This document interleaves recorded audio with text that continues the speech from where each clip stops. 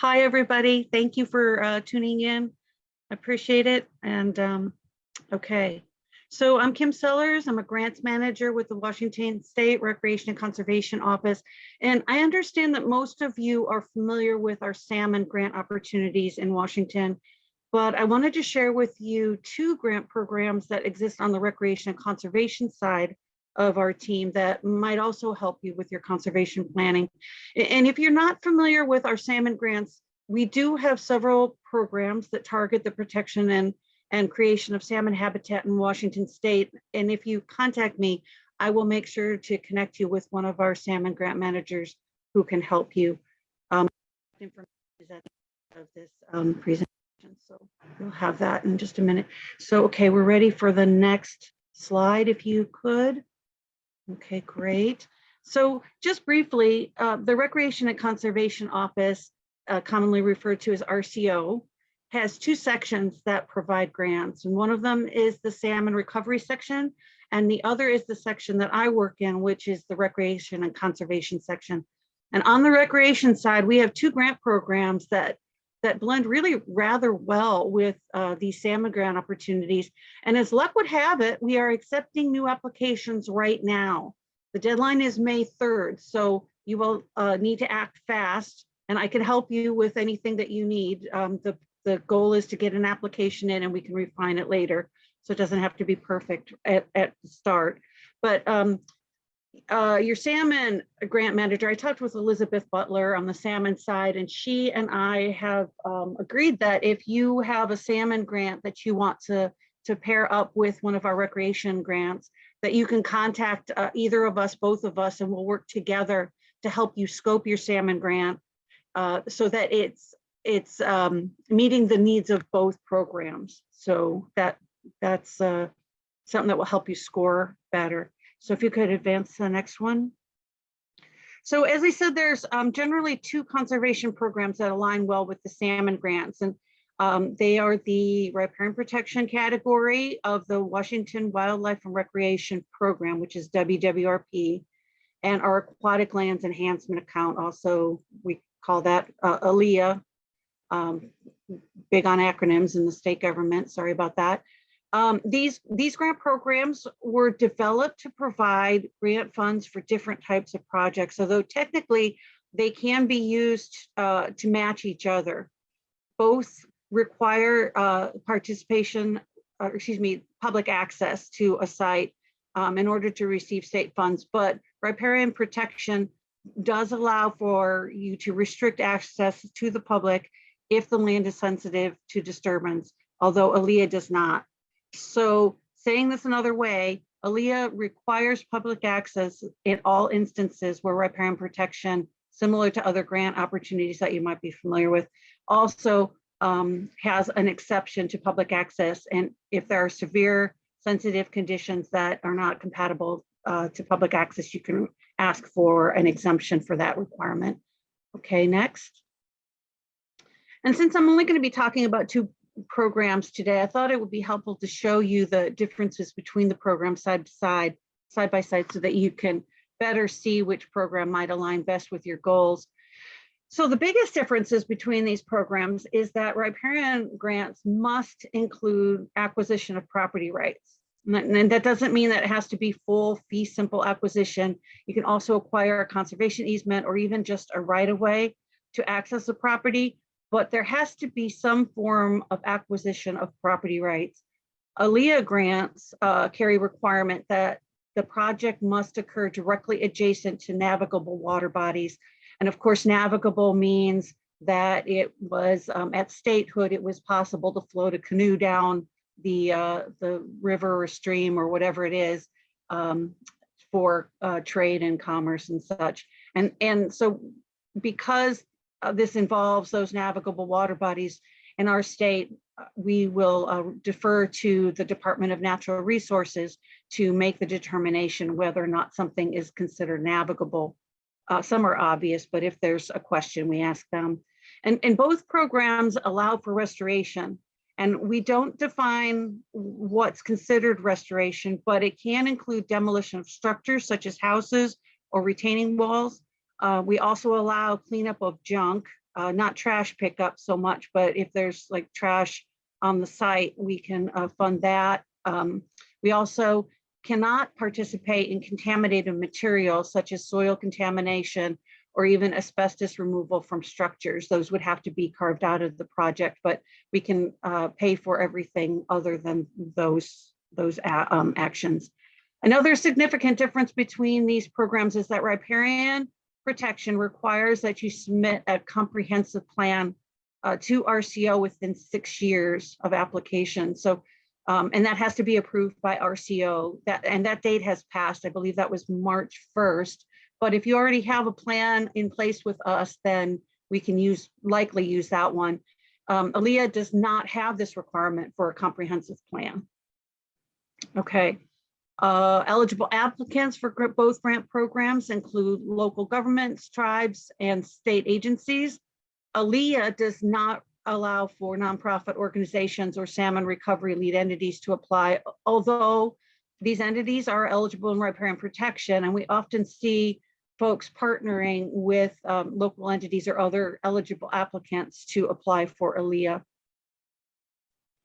Both programs require a 50% match, and I apologize, I forgot to put that on this slide, but that 50% match is actually one of the reasons why we often see these two programs matching each other to offset that match requirement. However, the Riparian Protection program requires that 10% of the total project cost must come from a non-state, non-federal source. Usually that can be made up in staff time or hopefully some other things that are not too intrusive in the program, but that is a requirement and it can be onerous for some entities. There is no grant limit for riparian protection grants, but the ALEA program is essentially maxed out at $1 million. If you are using the grant funds to acquire property, then you can ask for up to $1 million. If you only want to do restoration work, then it's $500,000.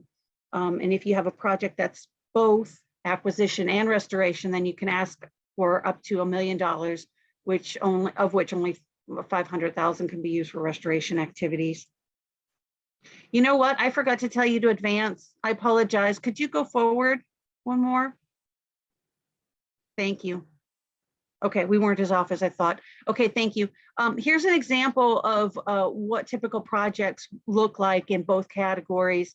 Riparian protection grants are perfect for those projects that are larger forest acquisitions with key watersheds and tributaries that are associated with them. And ALEA grants are typically used for projects with larger stream reaches or for restoration of estuaries or shorelines. Next.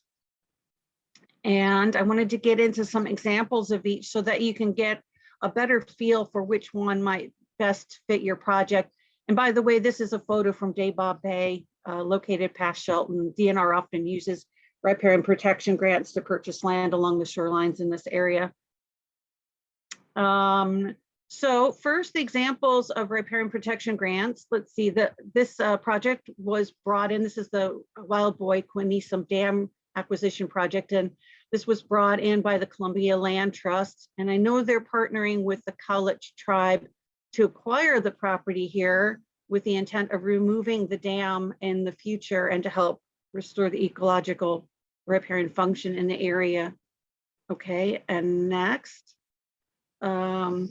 this project used a combination of riparian and state salmon funds to acquire the property. Okay, next. Another project from Riparian Protection is the Skookum Valley acquisition that was brought in by the Squaxin Island tribe in partnership with the Columbia Land Trust, or excuse me, Capital Land Trust, sorry. This project was an acquisition grant to acquire land associated with the area shown here, and so that future restoration of the riparian corridor could occur in the future. So next. And funding for this program was a combination of riparian protection and salmon state projects, and also PSAR funding. Next.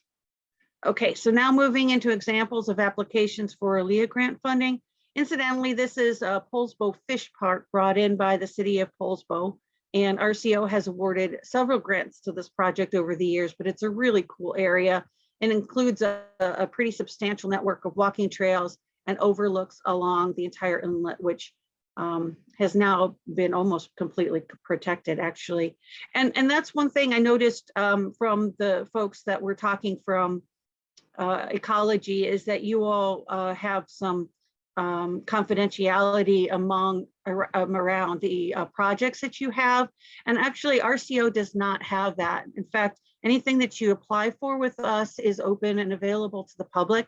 If you want to do a search of our PRISM database for projects from the past, you are welcome to do that. I think we're just held by different rules. Okay, so next slide. So the first example of an ALEA project is one from Norwegian Park in Kitsap County. And this project is one of those like once in a lifetime opportunities that we all dream about, right? Where the landowner is willing to donate some of the land to make this project happen. And they support the restoration of the estuary, which is literally in their own backyard. And using a combination of ALEA and PSAR funding, the county is partnering with Wildfish Conservancy and Great Peninsula Conservancy to do some major restoration in this area to restore the historic estuary and stream location on the site. And consistent with the requirement for public access for ALEA funded projects, the plan is to put in a parking area, which you can see, you can't see my pointer, but it's along the, it's on the right picture, and it's along the right or the left side of the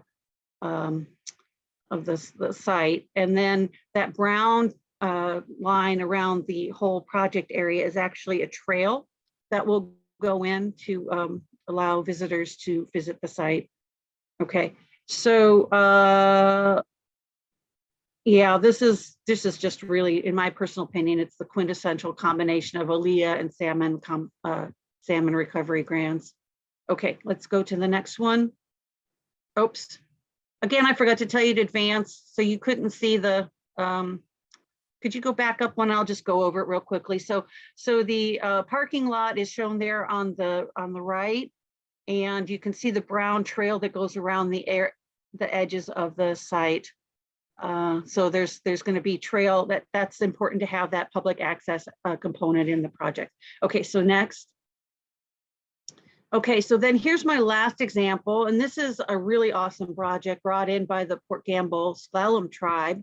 It's to purchase property along the conflux of the Hood Canal and Port Gamble Bay, just outside of the town of Port Gamble. And this was a historic site of a lumber mill owned by Pope Resources, and it has a very significant history for the tribe.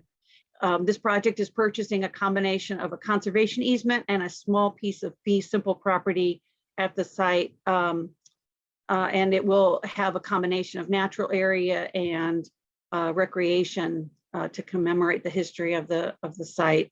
Okay, next. And this is just really a very impressive project, and certainly will be an excellent restoration project. This was a site that had contaminated soils on it because there was an old lumber mill on it, and that work needed to be cleaned up before RCO could participate in the project. But now that it has been, we have provided a couple of different grant program or projects grant funding for the site. And the recreation plan will include walking paths, boat launch for canoe journeys, gathering areas that will be open to the public. And funding for the site is a combination of ALEA and estuary and salmon restoration grants. Okay, next. So I also wanted to share with you that depending on where your project is located, there may be a different grant manager with the recreation side of our office that would be working with you, but our jobs here are all the same. It's to help you navigate our system. So please call us if you have questions. And in particular, next slide, you can call me. Here's my contact information. And Elizabeth Butler, like I said earlier, is on the salmon side of our office. And we would be happy to work with you to first help you scope your project so that it's a good match and you'll score well in the competition for salmon and restoration, or excuse me, recreation grants. And then we can also hook you up with grant managers that would be working with you full time. Okay, so that's all I have today, and I thank you so much for your time. We look forward to hearing from you. And again, remember that we are accepting new applications until May 3rd.